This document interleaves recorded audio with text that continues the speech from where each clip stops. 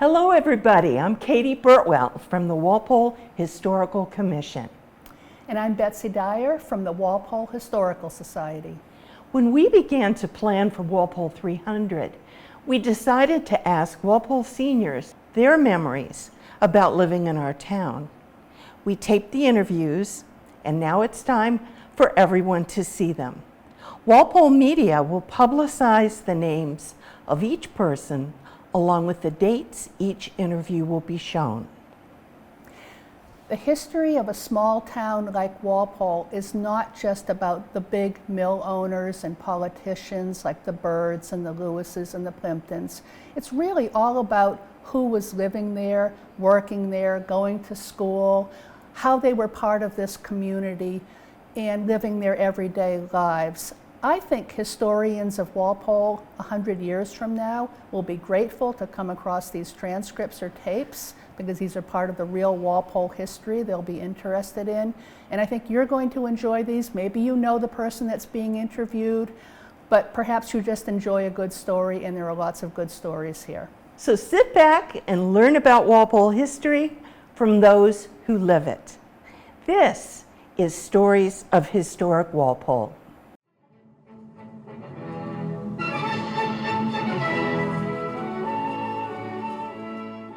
My name is Chip Small, and I have lived in Walpole at 962 North Street, the Warren residence, since I first came here in July of 1976. 76, that's 45 years. 45 years. I started working for FM Global part-time then, and I started out by house sitting for Mrs. Warren. Yes, you mentioned that you knew Winslow Warren and his wife Right. very well. He was a big shot in Walpole for a long time, so I'd love it if you could share your remembrances of the family and the house. Right. My mother and Mrs. Warren grew up as best friends back in Savannah in the 1910s, and they lived through the Roaring '20s. I remember how she told me that the big star of the day back then, the hero of the country, especially in 1927, which young people today regrettably will not remember, of course, was Charles Lindbergh. Yes. Because he made that unbelievable heroic flight single-handedly over to Spain, and every woman in her clique of friends down in Savannah, everybody wanted Lucky Lindy. I mean, he was awfully cute. He was very good looking. He was about 25 years old when he did that. But the heroism of that, I don't think anybody could even appreciate today when you consider what a risky flight that was and how many people perished trying to make it back and forth, to make that flight before he did. So she grew up in the Roaring '20s down in Savannah, Georgia. Lived a very prosperous life because her father was the head of the Cotton Exchange. They had a lot of money. They lived in a fancy house with servants, and then in 1923, suddenly the cotton market crashed, and they became very, not poor, but they lost the house. It was a complete change. And this is 6 years before the Great Depression. The Cotton Exchange collapsed down there and impoverished a lot of people in the South, I guess, in 1923. Little known historical fact. So how did she get to know Winslow Warren? Well, if you had money down in the South in those days and you had the means to do it, you didn't swelter in the summer heat in Savannah. You loaded trunks of possessions and servants, if you had them, onto a train, and you headed to Canada to spend the summer in comfort. And that's what she did as a child growing up right through the 1920s. And she met her husband in Canada because he was giving tennis lessons at the time, and that's where she met him. And she always said that he always thought that he seduced her, but she said I really seduced him. She said the truth is they were very strongly attracted to each other. As we'll see, she would have been, if this was in 1928. I'm assuming it was 28 when they first met. She would have been 18, or just about to be 18, and he would have been 20. Yeah, he would have been going to Hobart. He was going to Hobart College at the time. He was a resident originally, I think, of Dedham, but he was familiar with the North Walpole area, which is why he decided to settle here. Yes. I seem to recall that he actually lived for a time in the Braemar house, which was right next door, which is no longer there. It was sold. It was taken apart. You know, there's a new house there, but more mercifully, that house was sold and disassembled board by board, and is now reassembled on Nantucket. That old house. Right. Yeah, that old house that was next to him. How wonderful it was. And it was, I tell you, it was just a little. It was a very small house with very small rooms and incredibly small bedrooms. I can't imagine the three Braemar daughters that grew up there. They were born in the first half of the 1940s. I'm still in touch with one of them. As a matter of fact, her grandson is my godson. How they survived the summers sweltering under the eaves of those tiny rooms in that house, I'll never know. But it was desirable enough for somebody to actually take it apart piece by piece and move it to Nantucket, and that's supposedly where it is now. You know, so it survives to this day. So the Warrens they got married and they decided to move to North Walpole. Well, they got married in, this is interesting, they got married on February 15th of 1932. And that was just before the Lindbergh baby was kidnapped, for a little historical history. That was the big story of the day when they got married. And they honeymooned down in Cuba. Because back in those days, Cuba was a popular destination, and I think a lot of people will be honeymoon down there. The interesting thing about their marriage is that, of course, nobody had any money. It was 1932. So you didn't, it's fortunate that, there are some wedding pictures, but she couldn't have a big fancy wedding or anything because nobody could afford to go to it, It's hard to imagine, what it was like, growing up then. They got married in February of 1932. She was living in Boston because her mother, who was born in 1876, was a well-known portrait painter who copied famous Copley portraits. That's how she made her living, and she would go all around the country copying famous John Copley. I can't think of his full name. John Singer. Yeah. He was famous portraits, on consignment, and there are a lot of pictures of it, and those portraits are still probably hanging all over. As a matter of fact, one of them, interestingly enough, was this was always funny. She used to, her doctor worked out of the Faulkner, and her mother painted the original portrait of Dr. Faulkner back in 1900, and she knew that it was there because she knew it was part of her mother's portfolio.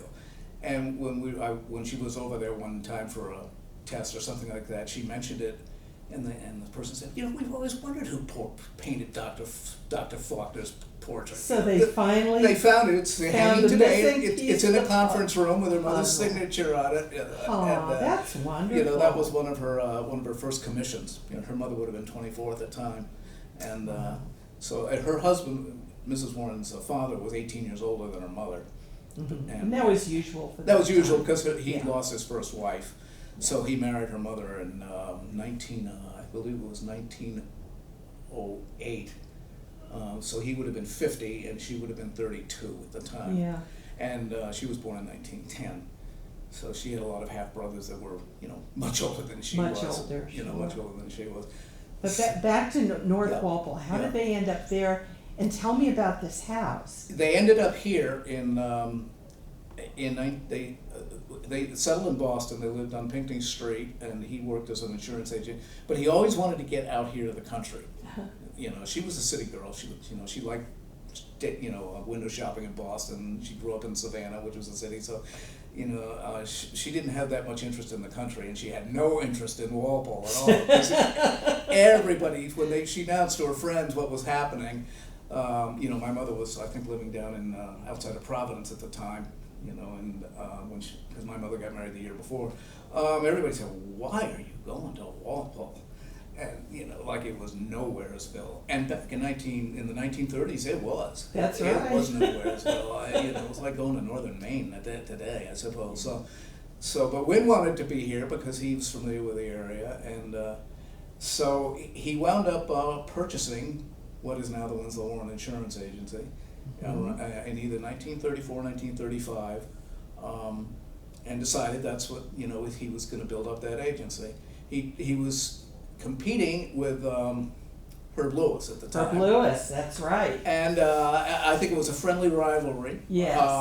She always told me that, he didn't want to make a fortune. He just wanted to make enough to have the things that he wanted to have. Yeah, be comfortable. And and be comfortable. And as a result, he slowly built up that industry starting in 1935. They originally lived in an apartment which would now be located, I think, about where the I can't think of where that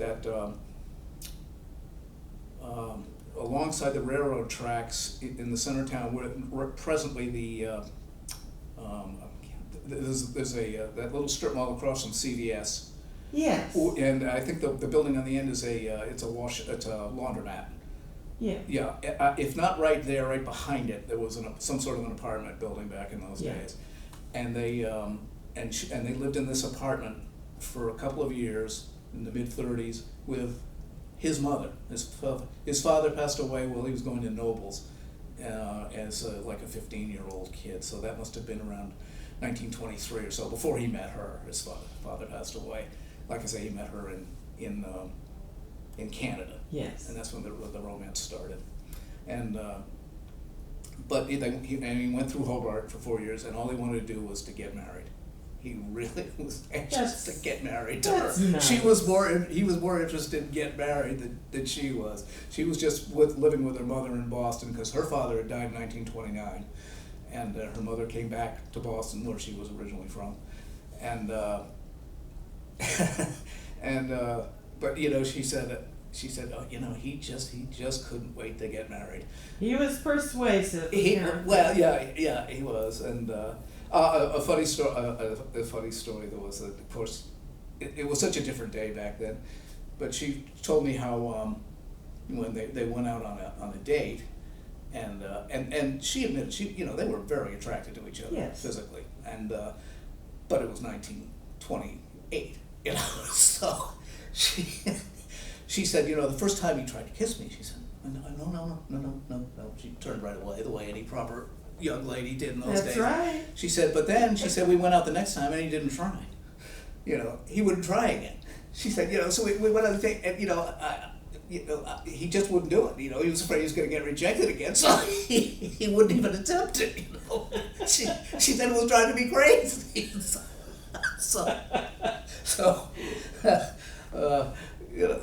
I could just, it's just so different from today. I mean, here they are, in their, in their late teens and early 20s, when you're, at your youngest and your most vital, and, and your hormones are raging and everything, and she knew she probably wanted him to do it more than even he did, but he she had to. She had to convince him, and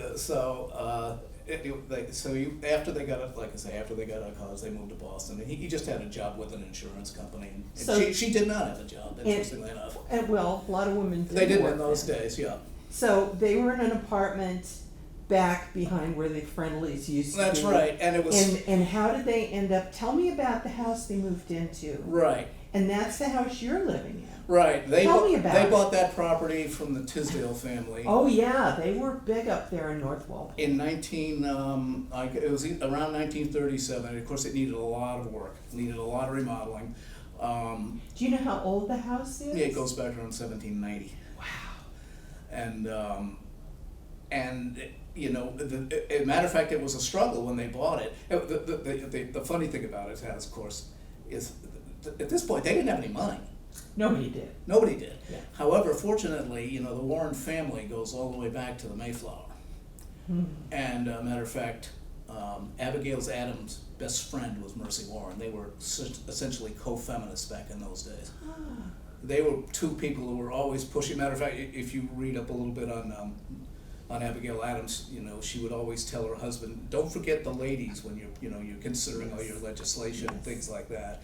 And Mercy Warren was right there, with Abigail Adams, pushing that agenda. If you can imagine what a futile effort that was, in the mid 1700s, but they were doing it anyway.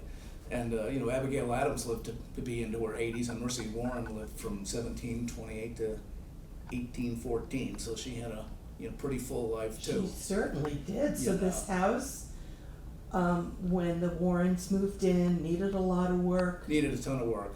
but they did it anyway. And they had to, the people that were there were essentially squatters. He had to find them a place to live before they could even move in and start working on it. And they did a thorough renovation with a Swedish architect, whose name I don't recall. But they, did a lot. I'm sure it may not have even had indoor plumbing in those days. Everything in there, all the electrical and everything else is now 80 plus years old. Yeah. All went in around 1938. So they moved in 38, right just before the hurricane showed up. September 21st. Yeah. Very bad day. Got pictures. I've got some pictures that show some of the debris from in the streets, outside. And I think North Street was a dirt road back then. Yeah, I think you're right. And the driveway was certainly dirt. And there was a barn there.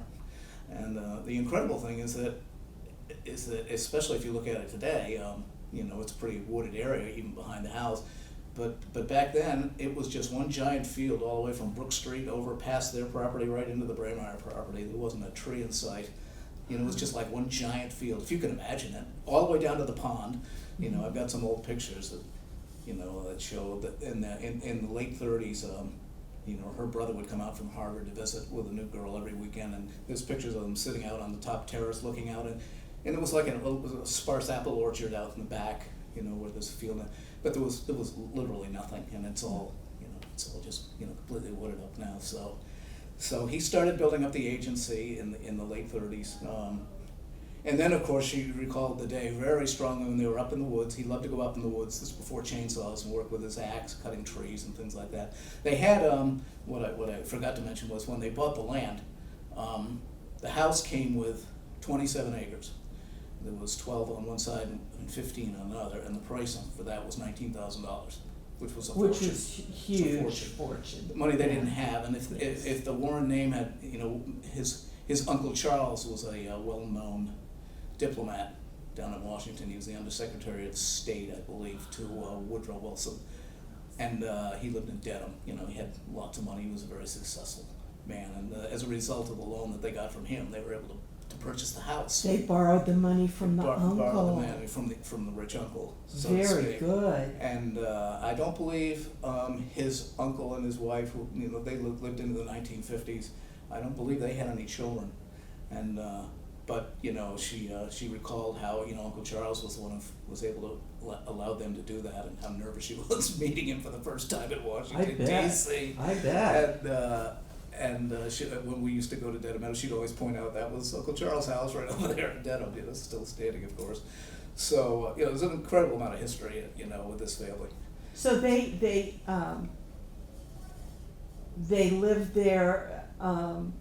For the rest of their lives, Right. Had their families there. Well, see, this is the interesting thing. When they bought the house for $19,000, one thing that was what throws people when I tell them today, there was a little catch. There was an additional 100 acres attached to it, which is now, Buckboard Lane and some of the areas up there in North Walpole. They had to pay an additional $500 for, another 100.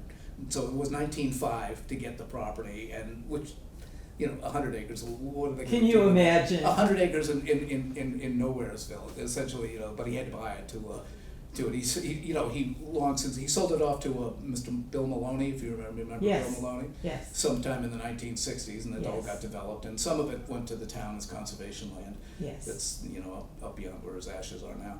And So you mentioned his ashes yeah. were distributed in the woods, Right. behind the house. No, it's across the street, up Across the the field. street. He picked out a spot that had the most majestic pines growing, the Huh. biggest pines. He found the spot that he wanted, and he even had printed out exactly what he wanted on his monument, which is there for anybody to see. It's he insisted on he was very much interested in nature. He didn't hunt, but he liked to fish. He'd go up and fish every summer with friends in Labrador, and that's he'd always take that week or two and live in a cabin with some of his buddies and and do the fishing thing. And then Jess would come down and visit my mother in New York, she said, well, if you're going off on your little jaunt, you know, I'll go off and visit some of my friends too. And that's what they did. They had these sort of separate vacations. That's how he used to know her so well, because she'd come and stay at my house every year for, you know, for a few days. And she lived to be 101, did you say? Yeah, she lived to be, she died the day after her 103rd birthday. 103! Yeah. God love her. Yeah. Right in the bedroom that she wanted to. She was able to stay in her house the whole time. That was her main goal. And, you know, and he passed away in 1973 of a sudden heart attack. He, you know, he was very active in the town at that point, and I think that, let's see, it was a Wednesday night, and he was at a meeting either with the cooperative bank or something like one of these things he was involved. I know he was very involved in the founding of the cooperative bank.